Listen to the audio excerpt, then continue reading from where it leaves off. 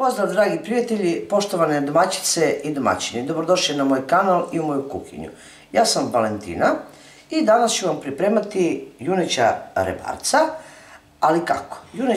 Od junećih rebaraca pravit ću jedan đuveč i to u tiganju ili u nekoj šerpi na plotni bez rerne, znači bez uključivanja rerne. Pa hajde da krenemo. Ja ovdje imam, kao što vidite, juneća rebra, lepo oprana, sređena i sečena na manje komadiće. Kao što rekoh, dodat ću so i osim soli ništa više neću dodavati sem limunovog soka. Limunov sok će razbiti meso, pomoći mu da se što pre onako isprži, jer ću prvo meso malo propržiti u tiganju. Evo ovako, isedite jedan ceo limun, jednostavno malo promešite rukom da svuda dopre so. I onda ćemo uključiti, sipati ulje i na zagrejanom ulju propržit ću ova rebarca. Vidite kako su ona lepa, imaju i masnoću u sebi, zato nemojte previše ulja dodavati u tiganj, ali iskoristit ćemo to ulje jer ću u njemu posle pržiti i povrće. Meso spustite, možete smanjiti temperaturu, nemojte da bude jaka, nego smanjite temperaturu i lagano sa svih strana pržite ova rebarca. Ovaj sok od limuna sipajte preko, poklopite i bit će vam potrebno jedno 20 minuta da ove lepo propržite i da lepo hvate koricu ova rebarca. Ja ovdje imam 2 glavice crnog luka, 2 paradajza. Umjesto paradajza možete koristiti i samo pelet od paradajza ili sos od paradajza. 2 do 3 crvene paprike ili žute, svejedno kakve imate. Jednu papričicu ako volite ljuto. I šta ja ovdje imam? Imam negdje oko 450 do 500 grama šumskih gljiva. To je kombinacija nekoliko vrsta gljiva. Vi možete u većim marketima naći ili vrganj, ili šitaki, ili lisičaru, ili bilo koju drugu gljivu, a ako ne možete da nađete, onda možete iskoristiti i šampinjone, sve jedno.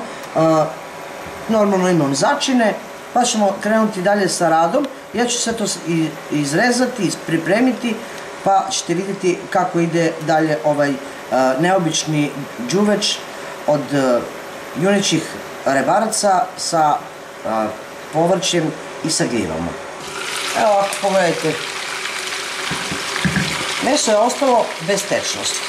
Ja sam kretala nekoliko puta, ali juneće meso, sad dalje juneće, dalje kraveće, ne znam, malo je, čini mi se, brđe. Iako vam se tako nešto desi, možete naliti još malo vodu, ali ja ću ovog puta naliti pivo, jer pivo baš lepo omekne. Evo, prilike jedno 100 do 150 ml, možete 2 deci otprilike, jer ovo je pola litar pivo, da sipete ponovo, poklopite i još jedno 20 minuta da ispari pivo. Ja mislim da će meso baš onako smekšati, jer kad budemo ubacili u povrće, sa tim će se još pola sata kuvati zajedno i ja mislim da je bolje da meso bude više od pola ovako izdinstvano, da nam ne bi ostalo žilavo. Nakon što je isparilo pivo i ostala samo masnoća, izvadit ćete rebarca u jednu posudu.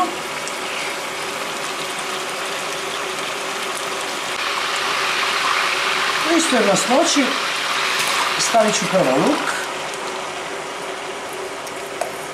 i pustiti da se malo on proprši u ovom ulju od rebarca.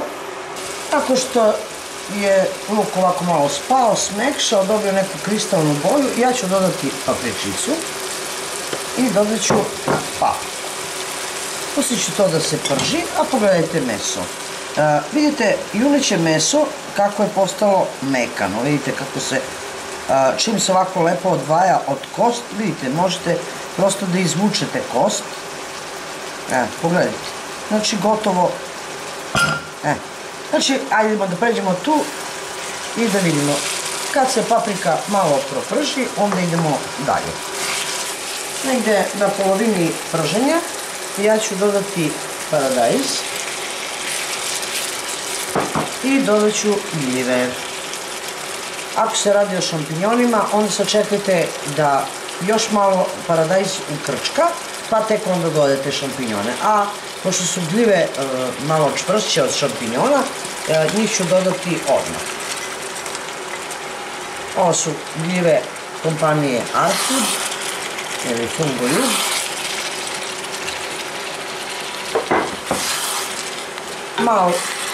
Malo ću samo propržiti, a onda ćemo preliti preko mesa, pa idemo dalje, vidjet ćete. Pošto je svo povrće ovako malo pustilo vodu, nećemo ga pustiti da se ukrčka, nego ću ga preliti preko mesa. Posudu koju sam izvadila rebarca i sad preko njih prelila svo ovo povrće i ove gljive. Naliću paradajz sosom. Još nemojte stavljati začine, ja obično stavljam jedno 10 minuta, 5 do 10 minuta pred sam kraj, da bismo tačno vidjeli količinu na koju trebamo staviti normalno so, suvi začin ili bilo što drugo. Možete staviti biber, ali ja to stavljam pred sami kraj. Kao što rekoh, naliću i poklopit ću poklopcem i pustit ću na tihoj vatri da se krčka, dok se lepo ne ukrčka i ne spoji, normalno ne smekša svo ovo povrće i ne sjedini se zajedno sa ovim rebrima junećim, i onda ćete dobiti jedan zaista ukusan, malo neobičan đuveč, možda za nekog, verujte, preukusno je. Zaista, moja preporuka je da ovako nešto probate i bit ćete zaista oduševljeni.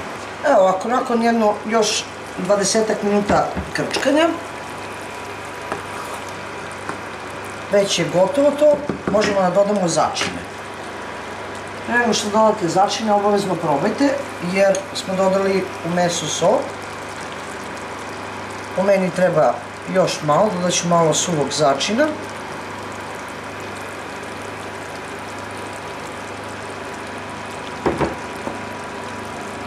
Začinske crvene paprike. Soli neću dodavati, ali zato ću dodati malo bibera. Sve ću to pomešati i ostaviti jedno 5 do 10 minuta da se normalno začini otope i da se spoje s ovim namirnicama, s ovim povrćem, sa svime što sam dodala uz rebarca, da to se malo ukrčka. A kao što mnogi možda vide da iza mene Rerna radi, po meni je najbolje da uz ovako nešto stavimo i ispečemo krompir. Pa ćemo to dodati kao prilog. Gulaš ili đuveč, ili neko će reći paprikaš, sa gljivama i sa rebarcima je gotov. Kao što vidite, ja sam i servirala i krompir, najobičniji ispečen krompir u Rerni. I možemo dodati samo rebarca i ovaj ukusan sos. Verujte, nećete se pokajati ako probate ovako nešto, već ćete poželjeti da ponovo ovako nešto pripremite i probate. Odozgo možete dodati po želji malo peršuna ili celerovog lista i vi ste završili sa predivnim obrokom. Ja se nadam zaista da će vam se dopasti, da ćete ovako nešto pripremiti vama i vašoj porodici. Ako probate i ako vam se dopadne ovaj moj recept, ostavite komentar, like. Ako se niste prijavili na moj kanal, a sviđa vam se ono što ja pripremam, prijavite se, nikad nije kasno. Uvek ćete dobijati obaveštenja svakog dana šta ja pripremam i šta predlažem za ručak ili za doručak ili za nešto drugo. To je bilo za danas sa mog kanala, vidimo se u narednom videu sa nekim drugim receptom. A do tada pozdrav iz moje kuhinje svima koji prate moj kanal i jedno veliko ćao prijatelji!